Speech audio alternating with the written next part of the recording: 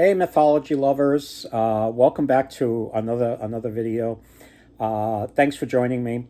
Uh, I wanted to go back to the last video I did was called "The Passionate Heart." I wanted to tell a few stories about extreme things people do, either because they feel that they have a mission or because of things having to do with love. Uh, the last story I told was an Incan story, a folk tale.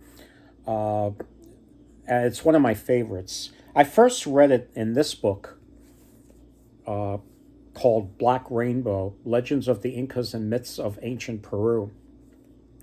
And I first showed this book in my other video where I talk about what books are good to read if you're interested in South American mythology. And it's funny, in this book, it's called The Boy Who Rose to the Sky.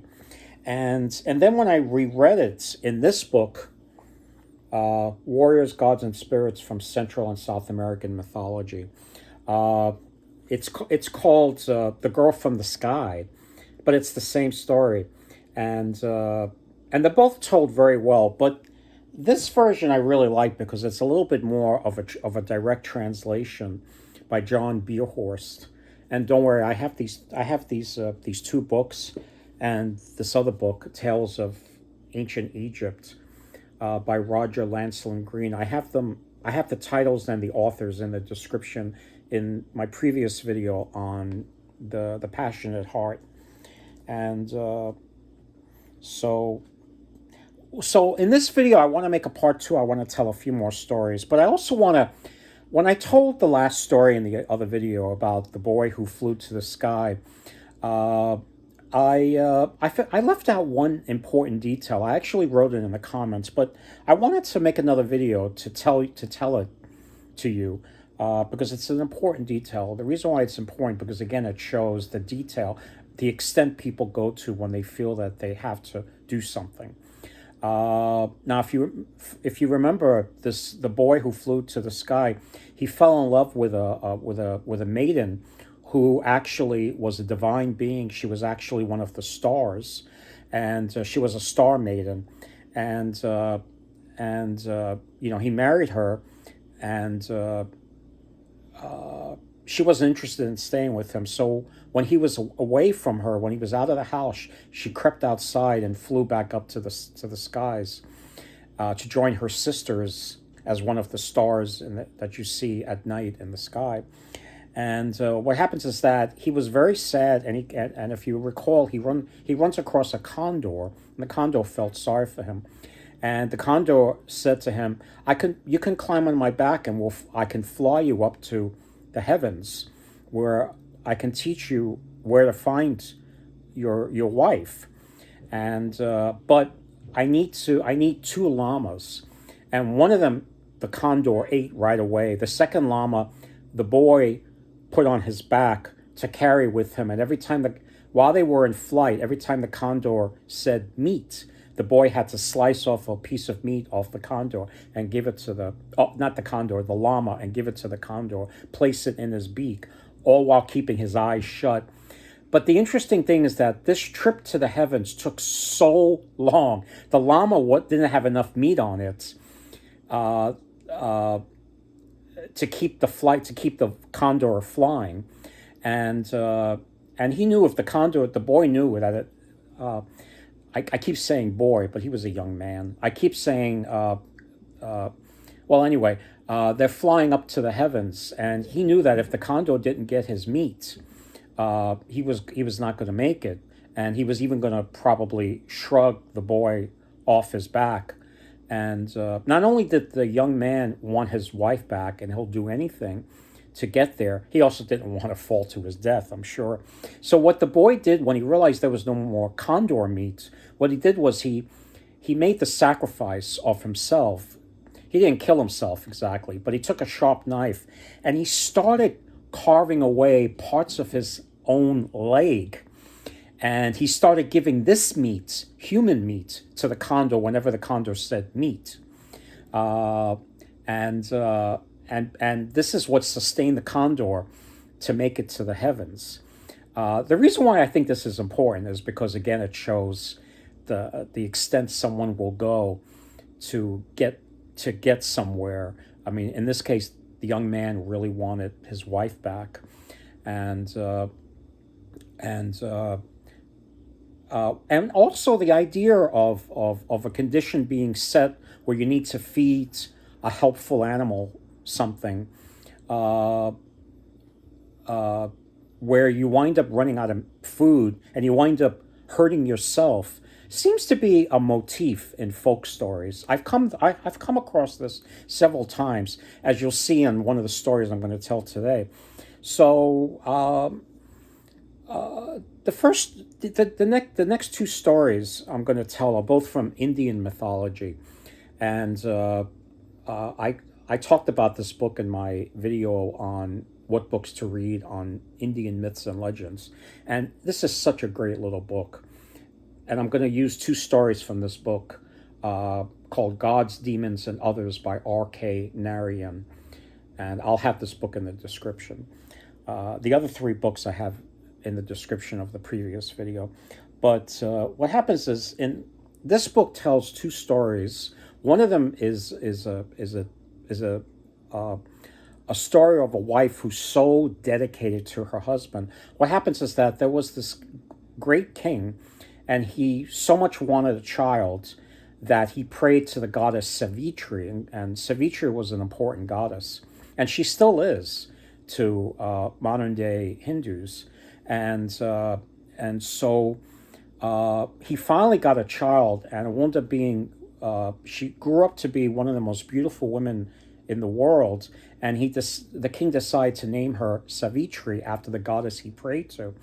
And what happens is that he put the word out that she was ready for marriage, and all the young men in the kingdom, the princes and everybody, they didn't come. And he found out the reason was is that she was so beautiful, and she had such amazing virtues. They thought she was an incarnation of the goddess Savitri herself.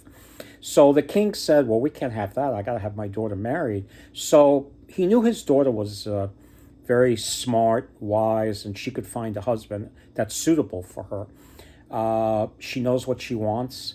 And so with a bunch of attendants, he sent her out into the world, and he tells her, you bring me a son-in-law that you think is worthy of yourself and me.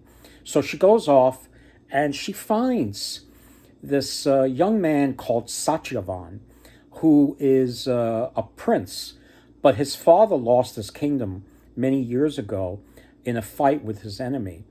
And he also lost his eyesight, not the son, but the king, the father. And so he's been spending his time in the woods, in a little hermitage, a little dwelling, where he takes care of his blind father. But he's still technically a prince. And he was a very virtuous young man. And so she decides to marry this guy. And she takes him to meet her father. And at that time, her father was having a discussion with a sage called Narada. Now, Narada is one of the great sages in Indian mythology. These sages, they know a lot of things because they spend a lot of time practicing what's called austerities, or we call penance, roughly, where what they do is that they starve themselves, they deny themselves certain things, they pray a lot, and so he's a sage. If you do this enough, you become a sage, or another term is a rishi. And what happens is that so she comes forth with her fiance Satyavan to the father, and she at first she was shy. She wanted to interrupt the sage who was talking to her father, and the sage Narada said to her, "Oh, I've heard of this wonderful young man. He's staying with his father, in the woods and looking after him. He's a very virtuous young man. But I have to be blunt. This man you're about to marry, he only has 1 year left to live." This is after Satyavan was taken away from them and given a room in the palace. And Savitri said, it doesn't matter how long he has to live. This is my chosen husband. And it was, marriage is a sacred thing. And if I promised myself to this young man who I love very much, and he loves me, I can't take that back. And Narada was very pleased with this answer, and he said, "Oh, maybe she might conquer death with this attitude." So what happens is that she marries this young man. The wedding goes off well, and it's a very happy marriage. And throughout the year, she knows that every day that goes by is one day closer to her husband's death. So 4 days before the actual day that Narada said that he's going to die, there were 4 days left. And what she did was that, like a sage or a rishi, she started committing these penances, fasting, eating very little, growing weak, praying a lot. It's believed that when you do these things, you develop spiritual strength, and you could maybe see things that other people can't see. And so what happens is that on the fourth day, the husband is going off into the woods to cut some wood and also to bring food home, either by hunting or by getting fruits and vegetables that grow wild in the woods, and he was going to bring them back home. So she begged to go with him, and she goes to the woods with him, and for a while he's chopping wood and he's looking for nice fruit to take home, and then he comes back to her. She's sitting by a tree, and he says, "I don't feel very good," and she goes, "Come, sit next to me, lie down here." And so what he did was that he lied down, and he rested his head on her lap, and now it's starting to get a little dark outside, and there's rustling among the woods, and she sees this strange figure all dressed in black, and he's carrying a noose, and he's got these glowing eyes, and she's like, she knows that this is death. And she says to him, she this is why she was doing penances. She was ready for the showdown, and she says to him, "You're no ordinary being, are you?" He goes, "No, I am death itself, and I've come for your husband's time is done on this earth, and I've come to take his soul to my realm." And by the way, this god of death is known by another name, Yama. And so she gets up and starts following him. After what happens is that he pulls out his soul and puts it in the noose, and he starts walking away, and he demands of her, "Don't follow me."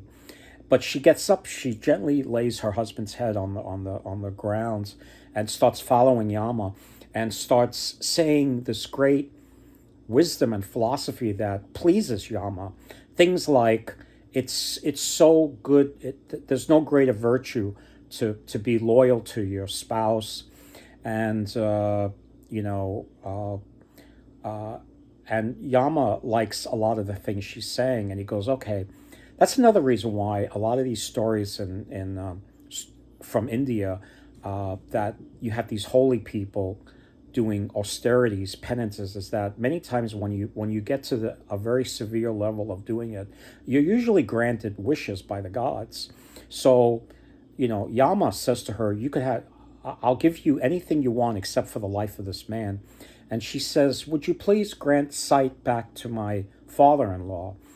And he says, "Yeah, his sight. When you get back to the dwelling where he lives, where you live, along with your father-in-law, his sight will be returned." And then he insists on her leaving him alone and going back, and because the body now is lifeless, the body of her husband is lifeless. Now she's got to do preparation for the dead, and so he's like, "You can't just leave the body out like that. You now have to do your preparations for the body." And but she doesn't listen. She continues to follow him and nag him, and she starts flattering him, saying, "People know you also as a god of justice. people who, the souls that live in your realm, they know nothing but goodness and justice. And it must be a great place. And meanwhile, Yama is kind of like shocked at hearing this. As a god of death, nobody usually wants to have anything to do with him. They're scared to death of him, literally. So, he says to her, "I'll give you another boon," and she wishes that her father-in-law continues to have more children because he lost his one son. So will he have like 100 more sons? And I know it's a weird thing to ask for. It's not enough to have a few boys. No, 100 sons. This is part of the hyperbole you sometimes come across in these stories. But that's not enough. She continues to follow Yama and continues to say wise things that please him as well as flatter him. And he allows her one more boon. And she says to him, she goes, "I want 100 sons." And he said to her, "It's granted, you will have 100 sons." And this is where he got caught, where she got him. Savitri says to Yama, she goes, "You know as well as I that I am a woman of virtue, and how much I only know joy wherever my husband is, and you know I'm not going to be with any other man. And how can I? You wished me that I'm gonna. You told me that I am going to have 100 sons, but how am I going to do that? You're taking my husband away, and you know I'm not going to marry anybody else." So Yama had to admit that he was defeated. So he allowed the soul to escape from the noose, and the soul flew back to Satyavan's body lying on the forest floor, and she goes back to her husband, and he wakes up and he goes, "Have I been sleeping a long time?" And she goes, he says, "I'm feeling much better." And she goes, "Yes, let's get up and go back to our house." And yeah, so that's the story of Savitri and Satyavan. So so the second story I'm going to tell is actually a story called Sibi, Sibi. Sibi was a very virtuous king, and he was so kind and so righteous that everybody in his kingdom had a pretty good life and justice and protection from him. And he guarded not only his subjects, all of his subjects included not only people, but the animals as well. And what happens is that he once had a big feast in his palace, and everybody was kind of like, they finished eating, and they were sitting around saying, feeling drowsy, digesting their food. And the king, Sibi, goes out onto his pavilion and decides to, digest a little bit. Plus, he's taking in the night air. He's enjoying himself.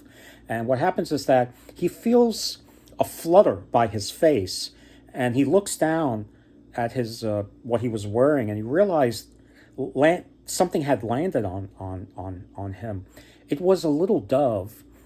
And at first he thought the dove was dead, but then he saw that it was breathing at a fast rate, and it was so like disheveled and so scared, and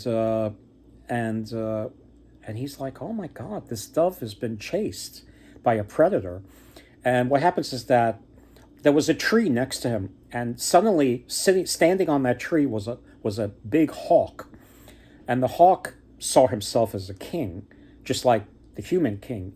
I'm the king of birds, and CB tried to be polite and said, "I'm sorry, we humans always thought the king of birds was the eagle." And the hawk was offended by this. He goes, "Why do you give eagles so much credit? Have you ever seen them walk on land? They look ridiculous."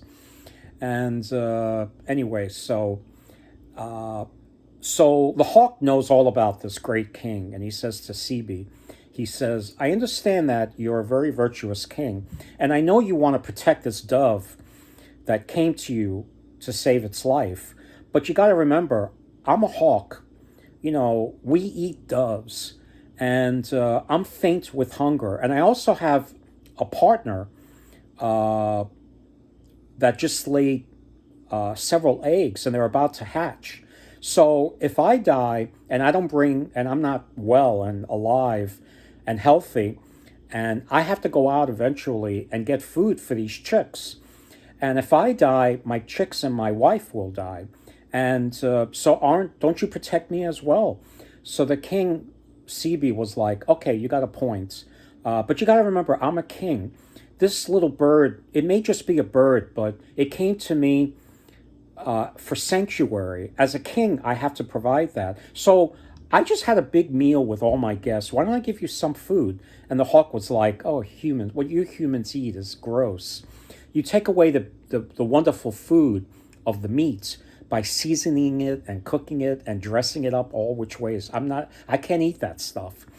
I'm a hawk. I need fresh, raw meat dripping with blood. So CB says, "Okay, I'll tell you what I'll do." He gets one of his ministers to come forth, and he says to him, "Look, I want you to get me a scale. If you have to go to the city to get a scale, that's going to take too much time. I want you to construct a makeshift scale for me right now." So they took like a beam of wood, and on one side, on either side, he put two plates. On one plate, he laid the dove, because the hawk insisted that the raw, fresh meat, had to weigh the same as the dove. So now, where did CB get this fresh, raw meat? Did he go and kill another animal to get it? No, I'm not going to sacrifice another animal. What he did was he was so selfless, not selfish, selfless, that he took a sharp knife and he started, just like the young man and the boy who flew to the sky story, started from his leg, started shaving meat right from his leg and piling it on the plate. And he kept doing this, hoping that the needle would move. And because when he put the dove on one end of the beam, he planked down as if he weighed so much.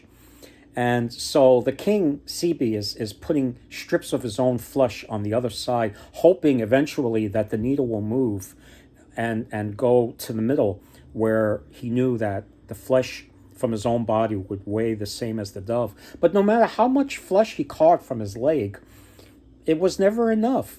The stupid needle wouldn't move. So he had to go to his other leg, and still, he couldn't get enough meat from his own body to weigh the same as this little dove that felt like it didn't weigh anything when it landed on his lap. So he doesn't know what to do at this point. He refuses to give up the dove, and his own guests are getting impatient at this point. They're like, oh my God, I can't believe the king is doing that, all for the stupid dove. Just throw the dove at the hawk already. And, some of his guests are mad at the king for allowing himself to go through this. Others are mad at the hawk for insisting on fresh meat. So eventually the king didn't know what to do. He realized that something's wrong here. It doesn't matter how much flesh I cut off me. It's not making any difference. So he calls forth his top minister and he says, look, I want to make an arrangement. Before I do what I'm about to do, I want to make an arrangement with you. I want my brother to rule the kingdom until my son is old enough to do it himself. And with those words, he says goodbye to everybody, and he jumps on the plate where his flesh is sitting.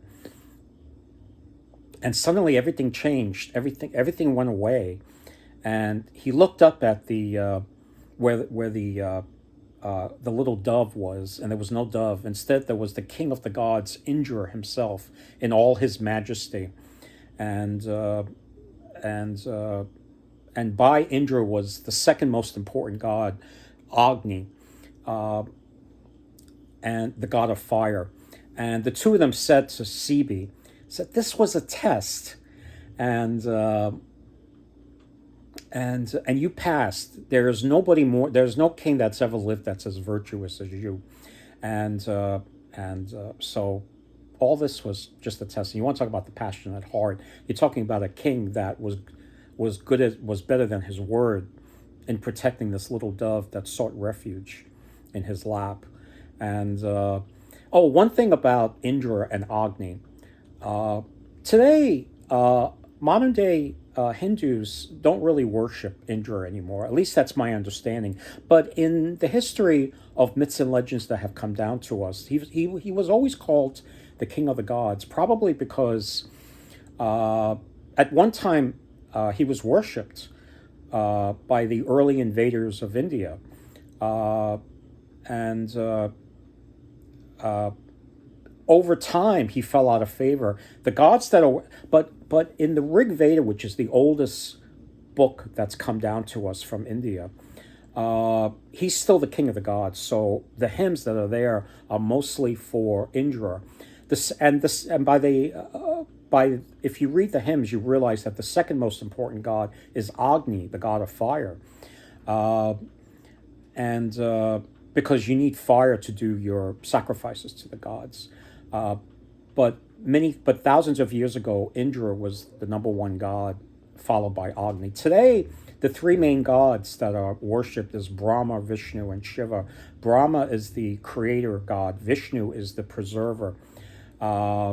Shiva is the destroyer. Yeah. So, but that's a whole. We're getting more into religion than mythology now.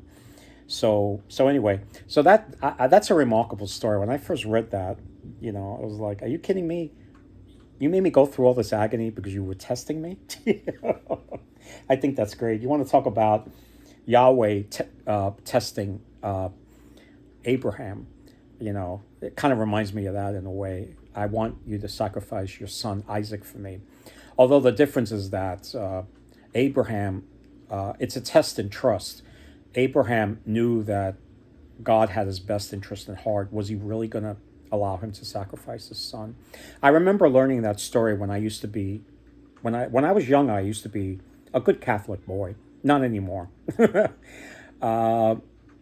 And I used to go to church, and I remember the priest telling that story, and he says that Abraham had trust in God, and that's why he was all ready to sacrifice his son Isaac, until he was stopped at the last minute, and there appeared a goat, which was really going to be the proper sacrifice for God, and yeah. So anyway, so you can make you can make a comparison, but not too much. I mean, the king Sibi had no idea what was going on when he was cutting off flesh from his legs. Anyway, with that story, I'll leave you. I hope you enjoyed this little video. Anyway, until next time,